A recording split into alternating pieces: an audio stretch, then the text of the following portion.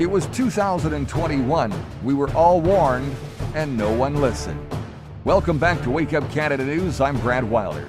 This next article was written by Carol Roth, the former investment banker and author of The War on Small Business for Newsweek magazine. The recent history is punctuated with lots of not-so-great economic greats, from the Great Depression to the Great Recession.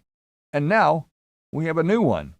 When historians look back on the decisions made beginning in March of 2020 and still going strong in 2025, this period will be remembered as the Great Consolidation, not the Great Reset.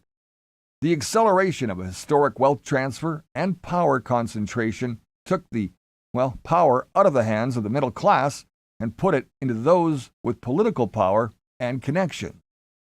The connected, they form a powerful bloc comprised of big government, big business, and big special interest. And though their monikers label them big, they're comprised of relatively small elite, and they're seeking to use their power to benefit themselves at your expense. Now, prior to COVID, more than 30 million small businesses accounted for half the GDP and jobs in Canada, and the other half of the economy was centralized to 20,000 big companies. So you might have expected that small businesses would have had an equal amount of negotiating power when the pandemic hit as big companies. But you'd be wrong. Big companies have more lobbying dollars and more connections and thus more ability to play the political game. Their big pockets are balanced with small enough scope to make them government allies compared to the highly decentralized small business landscape. As a result, big firms were deemed essential and allowed to stay open during the pandemic, while small businesses were subjected to punishing lockdown orders and forced to close, in part completely. Many of the examples were doubly infuriating given the absurd hypocrisies they presented. For example, big box pet retailers like PetSmart that groom pet hair and nails were deemed essential, while salons owned by small business owners that served humans were not. The LA area Pineapple Hills Salon and Grill was forced to close their outdoor dining, while a movie production not only operated but hosted a catering tent serving food to crew and in the same parking lot that the restaurant had been forced to abandon. Weed dispensaries were just illegal a handful of years ago in many jurisdictions, but were suddenly deemed essential. And the result of this, fairly easy to follow. Spending that couldn't be done at closed businesses was shifted to the ones that were open, which were by and large big businesses, many of which naturally saw a substantial increase in their revenue. Meanwhile, the Federal Reserve was pumping trillions of dollars into the market, helping to inflate stock valuations. Hundreds of thousands of small businesses were murdered in just a few short months by government edict, while 7 tech companies gained $3.4 trillion in market value.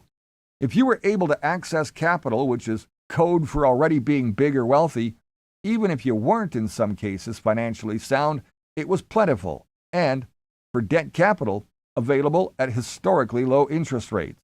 2020 became a record year, actually, for IPOs and for other capital-raising vehicles like special purpose acquisition companies. And some of this capital was likely used to compete with your local small businesses.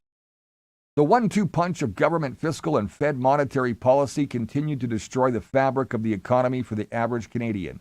It dislocated the labor markets and the supply chain, and it has ultimately led to inflation, which is making the basic cost of living much more expensive for Canadians all across the country. In short, while your dollars today purchase fewer goods and services and your lives are more expensive and disrupted, those who are well-connected and asset-rich benefited from the outsized wealth increases driven by government policy. This all leads to fewer wealth creation opportunities for everyday Canadians. It's harder and riskier to start and own a business. It's more challenging to save money, and when you do, you're facing inflated asset prices and more risk to earn what you normally would consider an appropriate return. And there's no end in sight either. There seems to be new proposals backed by the Treasury Secretary to report on the inflows and outflows of bank accounts. The first proposal was set at $600 threshold, and the latest is at $10,000 threshold.